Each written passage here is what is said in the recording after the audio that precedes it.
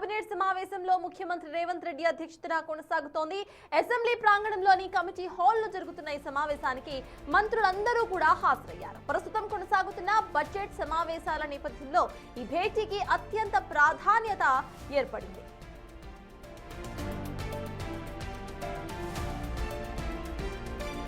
ఈ అసెంబ్లీ సమావేశాల్లో ప్రవేశపెట్టబోతున్న సుమారు 9 అంశాలపై మంత్రివర్గం చర్చిస్తుంది. అలాగే సభలో ప్రవేశపెట్టాల్సిన 3 బిల్లులపై కేబినెట్ లో డిస్కస్ చేస్తున్నారు. ముఖ్యంగా గిగ్ వర్కర్ల సంక్షేమ బిల్లుపై ప్రభుత్వం సానుకూల నిర్ణయం తీసుకోబోతోంది. పాత జీహెచ్ఎంసీ చట్టం స్థానంలో పట్టణ పరిపాలన విప్లవాత్మక మార్పులు తీసుకొచ్చేలా కొత్తగా కోర్ అర్బన్ యాక్ట్ డ్రాఫ్ట్ బిల్లుపై చర్చిస్తున్నట్లు తెలుస్తోంది. మూసీ నది ప్రక్షాళన పునర్జీవన ప్రాజెక్టు వేగవంతం చేసేందుకు ఒక కేబినెట్ సబ్ కమిటీని సైతం ఏర్పాటు చేసే ఆలోచనలో ప్రభుత్వం కనిపిస్తోంది. ఈ మీటింగ్ అనంతరం కూడా దీనిపై ఒక క్లారిటీ వచ్చే అవకాశం సైతం ఉంది.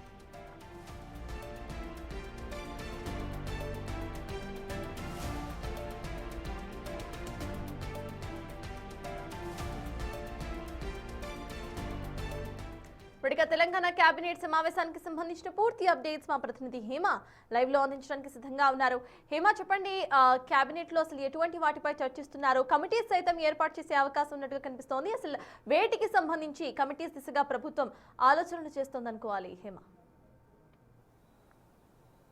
యశర్తాజ్, మీరు అన్నట్టుగానే ప్రస్తుతం కేబినెట్ సమావేశం కూడా ప్రారంభమైంది. 5 గంటలకు ముఖ్యమంత్రి రేవంత్ రెడ్డి ఆధ్వర్యంలో కేబినెట్ సమావేశం ప్రారంభమైంది. అయితే ప్రధానంగా రీసెంట్ డేస్లో మనం చూసుకుంటే ఇది రెండోసారి కేబినెట్ మొత్తం కూడా సమావేశం అవ్వడం, మొన్న కూడా అసెంబ్లీలో జరిగేటటువంటి అనేక పరిణామాలు, సేమ్ టైం ఇతర పార్టీకి సంబంధించినటువంటి నేతలకు కౌంటర్ కానివ్వండి, అనేక అంశాలపైన కూడా మొన్న కేబినెట్ జరిగింది. సేమ్ టైం అదే రోజు బడ్జెట్కి సంబంధించి ఆమోదం తెలపడానికి కేబినెట్ సమావేశమైంది. అయితే ఈరోజు అసెంబ్లీ సమావేశాలు 5 గంటలకు ముగించుకొని అనంతరం ముఖ్యమంత్రి రేవంత్ రెడ్డితో పాటు ఇతర కేబినెట్ మంత్రులంతా కూడా అసెంబ్లీ కమిటీ హాల్ 1లో కూడా ప్రస్తుతం సమావేశమయ్యారు.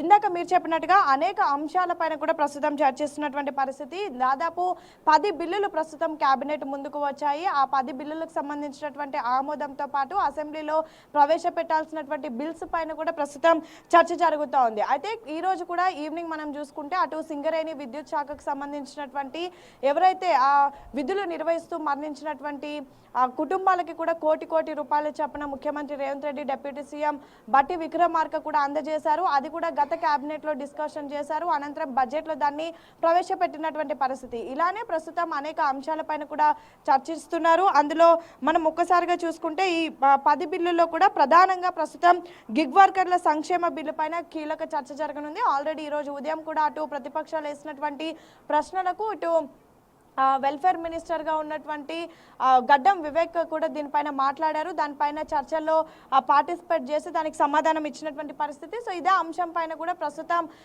క్యాబినెట్లో కూడా కీలక చర్చ కూడా జరుగుతూ ఉంది. సేమ్ టైం జిఎస్టీ ప్లాట్ఫామ్కి సంబంధించినటువంటి ఆధారిత గిగ్ వర్కర్ల రిజిస్ట్రేషన్ ప్రతిపాదన కూడా ప్రస్తుతం క్యాబినెట్లో చర్చ జరుగుతూ ఉంది. అయితే ఈ చర్చ తర్వాత రేపు ఎల్లుండి ఎలా అయితే ప్రస్తుతం అసెంబ్లీ సమావేశాల్లో క్వశ్చన్ అండ్ ఆన్సర్ హవర్స్ జరుగుతున్నాయి, డిస్కషన్స్ జరుగుతున్నాయి, వాటిలో కూడా దీనిపైన మాట్లాడేటటువంటి అవకాశాలు కనిపిస్తున్నాయి. సేమ్ టైం ప్రతిపక్షాలు అడిగేటటువంటి ప్రశ్నలకు కూడా ఘాటైన సమాధానం చెప్పేయాలి అంటూ కూడా ఇప్పటికే ముఖ్యమంత్రి రేవంత్ రెడ్డి ఇతర నేతలకు దిశానిర్దేశం చేసినటువంటి పరిస్థితి. ఇక సామాజిక భద్రత సంక్షేమం బిల్లుకు సంబంధించి 2025 ఇప్పటికే కేబినెట్ ఆమోదం తెలిపింది. సో దానికి సంబంధించినటువంటి అమలు అండ్ దానికి సంబంధించినటువంటి పూర్తి పనితీరు పైన కూడా ప్రస్తుతం కేబినెట్లో చర్చ జరుగుతుంది. అదేవిధంగా core urban act and draft బిల్లుపై కూడా ప్రస్తుతం కేబినెట్లో చర్చ జరుగుతుంది. మొత్తం 10 బిల్లులకు సంబంధించినటువంటి చర్చ జరుగుతోంది. 10 బిల్లుల్లో మరి ఎన్ని బిల్లులకి ప్రస్తుతం ఆమోదం తెలుపబోతున్నారు, అవన్నీ కూడా ఎప్పటి నుంచి అమల్లోకి వస్తాయనేది మాత్రం వేచి చూడాలి. సేమ్ టైం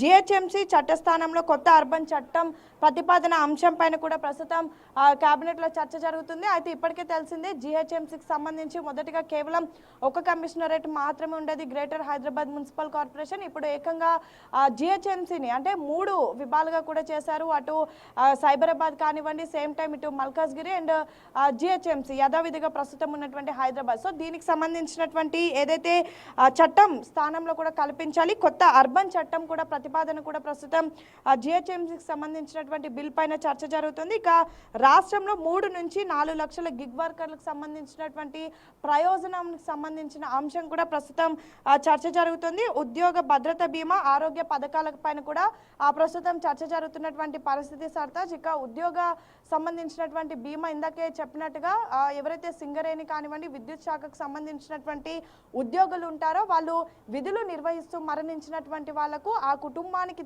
అండగా ఉండాలి అంటూ కూడా మొన్న కేబినెట్లో ఒక ప్రతిపాదన వచ్చింది. ఆయా కుటుంబాలకి ₹1 కోటి ఆర్థిక సహాయం చేయాలి అంటూ కూడా ప్రతిపాదన వచ్చింది. అదే బిల్ని మొన్న బడ్జెట్లో కూడా ప్రవేశపెట్టారు. బడ్జెట్లో కూడా ఆ పథకానికి కాస్త అమౌంట్ని కూడా ఆల్రెడీ అలాట్ చేసినటువంటి పరిస్థితి. దానికి కాసేపటి క్రితమే అటు ముఖ్యమంత్రి 2 కుటుంబాలకి కూడా ₹1 కోటి ఆర్థిక సహాయం చేశారు. అయితే ఈ విధులు అంటే ప్రభుత్వం కోసం పనిచేస్తున్నటువంటి వాళ్ళు ఇన్ కేస్ ఏదైనా సిచ్యువేషన్ యాక్సిడెంటల్గా మరణిస్తే వాళ్ళకి ప్రభుత్వం అండగా ఉంది అని నిరూపించుకోవడానికే ఈ పథకం తీసుకొచ్చామంటూ కూడా ముఖ్యమంత్రి చెప్పారు. దీనివల్ల కొన్ని లక్షల మంది ఎవరైతే ఉద్యోగం చేస్తూ ఉన్నారో వాళ్ళందరికీ కూడా బెనిఫిట్ అవుతుందని చెప్పారు. సో మొత్తానికైతే ఎగ్జాక్ట్గా 5:30 కేబినెట్ ప్రారంభమైంది. ఆల్మోస్ట్ గంటన్నర నుంచి కూడా కేబినెట్లో అనేక అంశాలపై కూడా చర్చలు జరుగుతూ ఉన్నాయి. మొత్తం 10 బిల్లులు కూడా ప్రస్తుతం కేబినెట్లో చర్చకు వచ్చాయి. సో వీటిలో ఎన్ని బిల్లులకి కేబినెట్ ఆమోదం తెలుపబోతోంది, మిగతా మంత్రులు ఎవరైనా కొత్త బిల్స్ని ప్రతిపాదిస్తారు అంటే గతంలో మనం చూసుకుంటే అటు మంత్రి వాకిటి శ్రీహరి మధ్యాహ్న భోజనంలో చికెన్ గుడ్డు ఇచ్చేటటువంటి ప్లేస్లో చేపలు ఇవ్వాలి అంటూ కూడా ప్రతిపాదించారు. అలాంటి అంశాలు కూడా లాస్ట్ కేబినెట్లో డిస్కషన్స్కి వచ్చాయి. సో ఇలాంటి అంశాలు కూడా ప్రస్తుతం చర్చించబోతున్నారు. మిగతా అన్ని శాఖలకు సంబంధించినటువంటి మంత్రులు ఆయా శాఖలకు సంబంధించినటువంటి కొత్త ప్రతిపాదనలు కూడా తీసుకొస్తున్నటువంటి పరిస్థితి. సో మరి వీటిలో ఎన్ని అమలు చేస్తారు, ఎన్నిటికీ కేబినెట్ ఆమోదం తెలుపుతుంది అనేది మాత్రం వేచి చూడాలి. సో మొత్తానికైతే ఒక వైపు 10 బిల్లులతో పాటు మరొక వైపు ప్రతిపక్షాలు చేస్తున్నటువంటి ఆరోపణలకి కానివ్వండి, లేదంటే ప్రతిపక్షాలు వేస్తున్నటువంటి ప్రశ్నలకు కానివ్వండి, ఖచ్చితంగా ఆయా శాఖలకు సంబంధించినటువంటి మంత్రులు సరైనటువంటి సమాధానం చెప్పాలి, లెక్కలతో సహా సమాధానం చెప్పాలి. గత ప్రభుత్వంలో చేసినటువంటి అప్పులన్నీ ఆ ప్రభుత్వం చేసినటువంటి అంకెలు సంఖ్యలు చూపించాలి. సేమ్ టైం ఇప్పుడు రాష్ట్రంలో కాంగ్రెస్ ప్రభుత్వం ఏర్పడిన తర్వాత ఎంతవరకు రైతులకి కానివ్వండి, పేదలకు కానివ్వండి ఎంతవరకు లాభం చేకూర్చింది, ఇలా అనేక అంశాలపైన కూడా ఘాటైన సమాధానం చెప్పాలి. అండ్ ప్రతి ఒక్కరికి కూడా అటెండెన్స్ మస్ట్గా ఉండాలి. ఇలా అనేక అంశాలపైన కూడా ప్రస్తుతం కేబినెట్లో చర్చ జరుగుతూ ఉంది. Sartaj. Yes, thank you, Hema.